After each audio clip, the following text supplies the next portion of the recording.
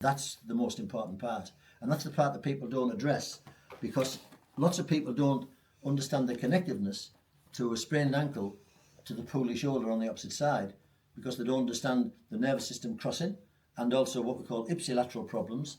So that's on the same side. And if you don't clear those neural pathways, those nociceptive messages keep the body in adaptation and nothing else will clear it out. So that's the basis of why we look at the different parts of the body and apply the pressures. And the suspension. Yeah. Most people look at a joint as a weight bearing structure rather than a... Thank you. Yeah. The biggest concept that's still around is that the body is a weight bearing structure. And when Stephen Levin first started talking about 25 years ago, nobody wanted to listen to him.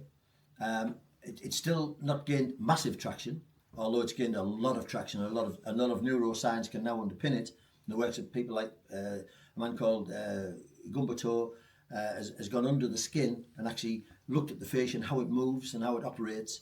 He's in coach with Robert Shelp, who's looked at the different properties of stretchability of the crimp of the tissue, and they've made great strides in facial recognition, but it's still basically considered to be weight-bearing joints, and we need to really get out of that model.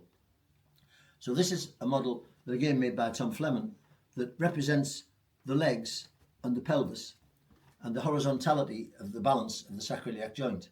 So when we walk, one ilium goes one way, one hip goes one way, and one goes the other way, and then we walk again. So what we're doing is we're revolving around the sacroiliac joint on the vertical axis, which is how the body works uprightly. And it does that very efficiently.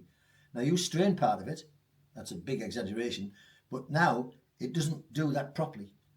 So now as I'm walking, one step is shorter than the other, one heel is touching the floor, one toe off is going faster than the other, the hips are not revolving properly, the spine isn't rotating properly, the vestibular apparatus has to make adaptations to that, so that could give me a bad hip. Now if no one corrects that, in 10 years time it needs correcting. It might need replacing, if it needed replacing, but there will definitely be changes to that hip and that mechanism. So these are the sort of things we've got to understand as a concept of the why are we doing what we're doing. Now the stronger the why, the more the reason. Because at first you think, well, isn't this just like a press point massage? Isn't this just acupressure? No, they haven't got this scientific underpinning and they don't understand those roots of nociception, proprioception that we're going to teach you on the course. So that when you're working on these vulnerable spots, the body is allowed to correct its own mechanisms, already go into operation when we apply the pressure on those places. So understanding tensegrity and the anatomy of floating bone suspension as opposed to weight bearing, understanding the vestibular mechanism being part of a balancing mechanism that's adaptive, not looking for the cause of the adaptations is just not making sense.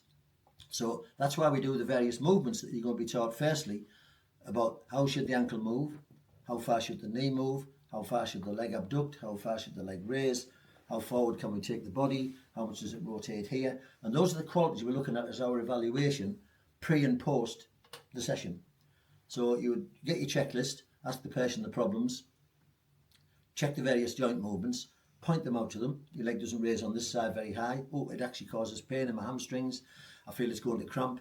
My ankle doesn't move that way, but it's always been like that. I wear my shoes out, but it doesn't matter. Well, it does matter. We're addressing you. We're teaching you now. And as we take that body into alignment, all of those things are going to start to self-correct. And that's the basis of the whole concept of the process. So if that's been useful as a guide, that gives us the why. It gives me the why.